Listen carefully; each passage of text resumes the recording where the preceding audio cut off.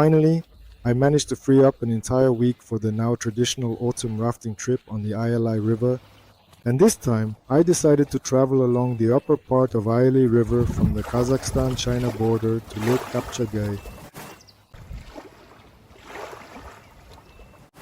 This part of the ILI River is less popular, so you are less likely to encounter fishermen and tourists here. But here you can fully enjoy solitude, silence, and peace.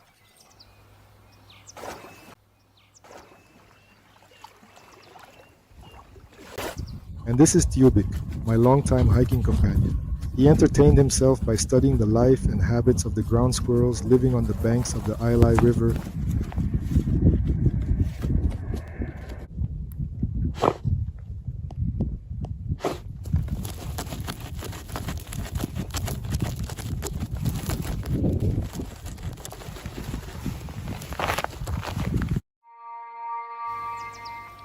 The first day, the river greeted us with quiet, calm, windless, and sunny weather.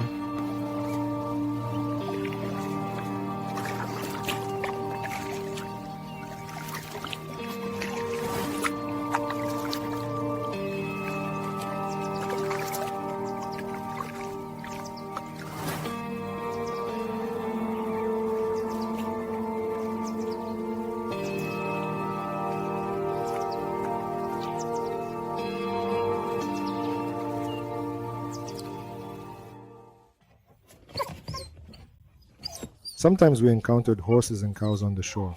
Tyubik was very anxious about them. Back when he was almost a puppy, his nerves couldn't take it, and he would dive into the water to swim to them and give them a good barking.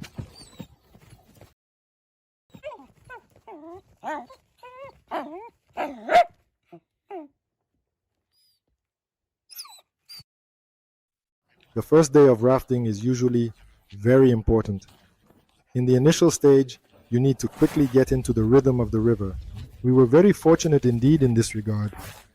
The good weather made it quite easy, and in a few hours, we managed to cover 30 kilometers.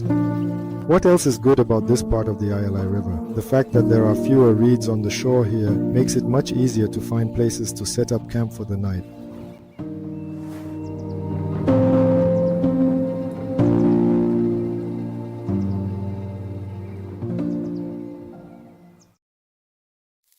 The next morning, the first signs of the upcoming windy weather appeared, which later came to pass. But for now, everything was more or less quiet and calm.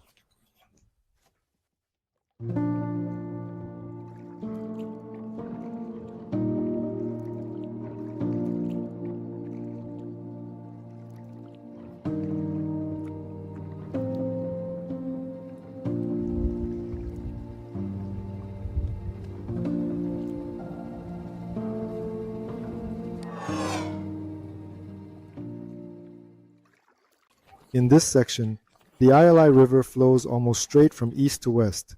If a headwind blows, there's no escaping it, and you'll be constantly struggling against it. A headwind from the west always brings cold, clouds, and waves.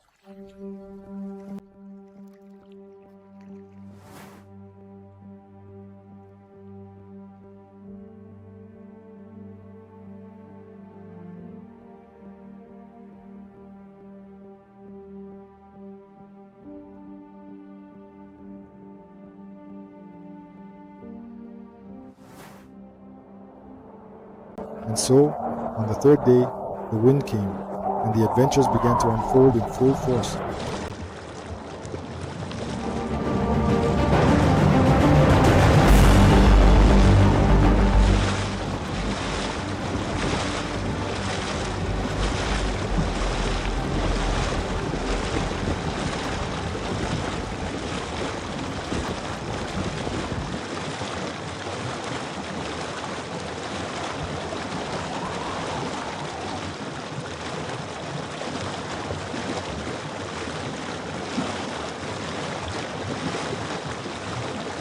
In the main riverbed, the water is muddy and brown, and to use it, a very good filter is needed. But I knew of two places where small streams with clean water flow into the river.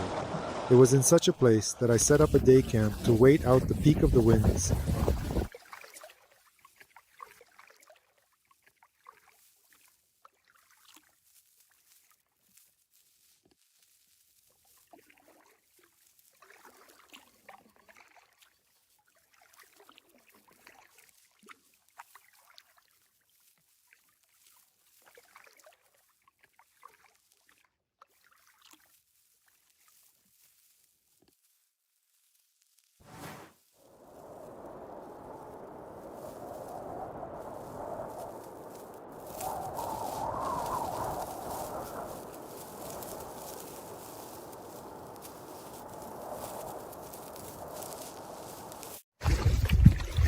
but it was good that the wind had a schedule, and knowing it, we could adjust accordingly. Before lunch, it was possible to cover a considerable distance, but after lunch, it started to pick up speed.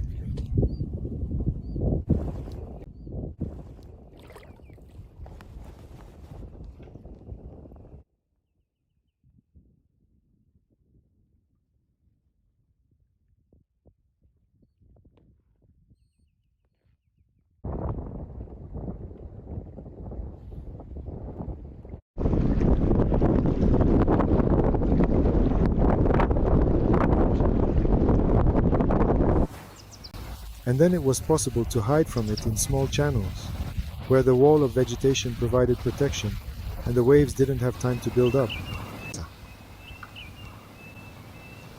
But unfortunately, such an opportunity didn't come often.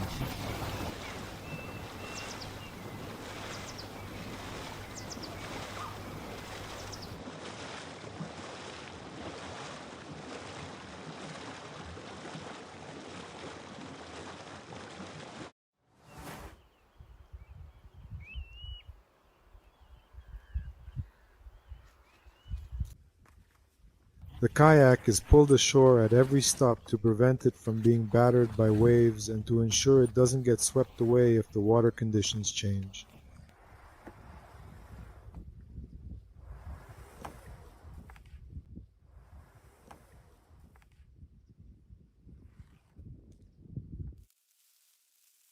All items are packed in waterproof buoyant bags.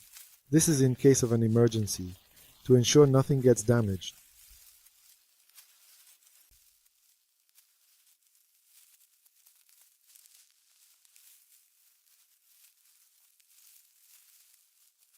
Besides the paddling itself, the daily loading and unloading of the kayak, setting up and taking down the camp, cooking, and other everyday tasks also took a considerable amount of energy.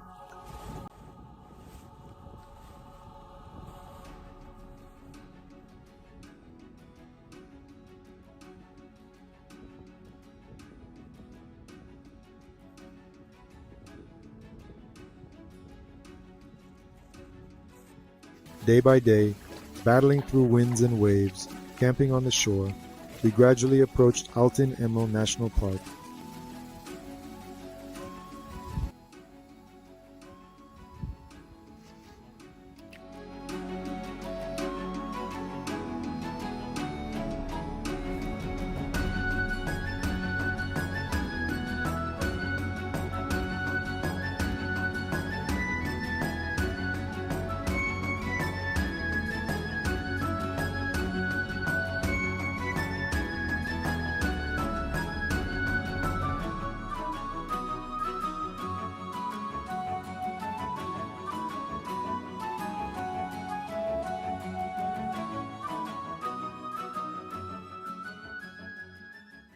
And here are the mountains of Altin Emel National Park.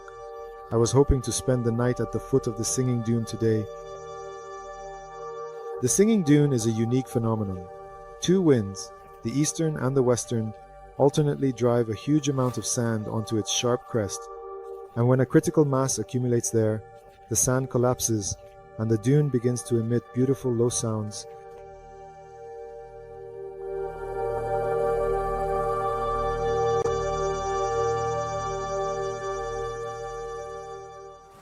I went to the Singing Dune. I considered climbing it, but I misjudged the distance. It turns out it's gigantic, and from the water, it's only a 3-kilometer walk to it. I just didn't have enough time by the end of the day, so I walked around a bit and then returned. On the way, I saw two groups. They were either gazelles or goats.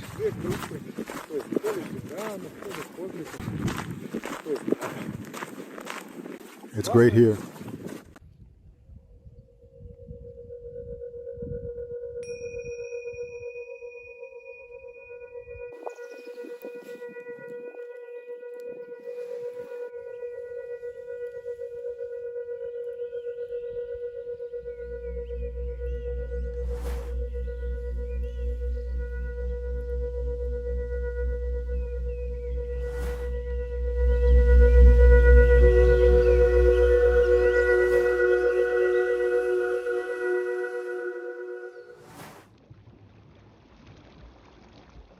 And the next morning, fortunately, the wind shifted and I was able to take out the sail and travel a couple of dozen kilometers.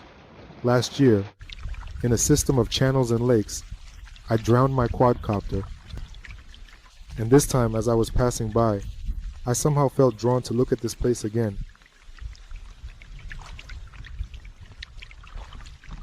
Nothing good came of it. I wandered through the channels, pulled the kayak off the shoals, turned around, and went back to the main route. Not a very good place for me indeed. Gradually, we were slowly approaching the end of the river part of the route. On this day, I planned to reach the end of the river and find a place to camp for the night, so that the next morning I could head out to the open water of the lake and cover 20 kilometers on it. By evening, the tailwind died down and nature stood still, with only the ducks practicing their collective takeoff and landing on the water breaking the silence on the river. The next morning was overcast, cold, and windy. The worst fears came true that there would be large head-on waves on the lake, strong winds, and we would have to seriously struggle. There was no opportunity or particular desire to stay another day and wait out the bad weather, so I decided to head out.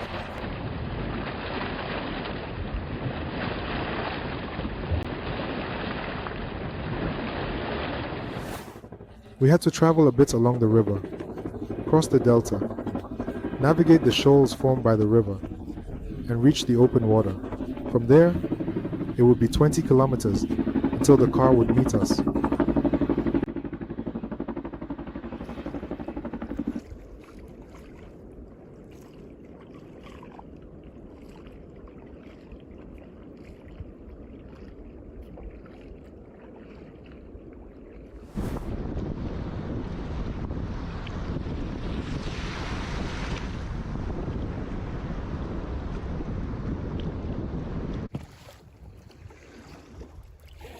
And here is the open water. This is where you truly understand the phrase fighting through the waves. We had to constantly and carefully watch to ensure that the waves didn't hit the kayaks from the side. Otherwise, there was a risk of closely capsizing. I wasn't worried about it. This kayak is a C-class. It's designed for coastal sea navigation, and its design allows it to be incredibly more stable and to capsize much later. But I definitely wouldn't recommend anyone to go out on such waves in a regular kayak. It will be absolutely extremely dangerous. Gradually, hour by hour, the weather improved, the waves subsided, the sun peaked out, and it became easier and easier to move forward. And so, over the course of 6 hours, I made my way at a slow speed to the place where the car was supposed to meet us.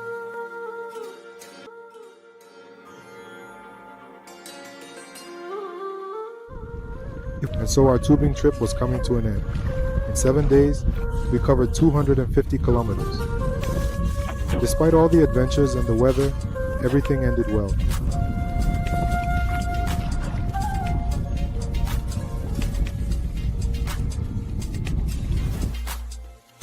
Thanks for watching. It would be great if you could like and subscribe to the channel. See you next time.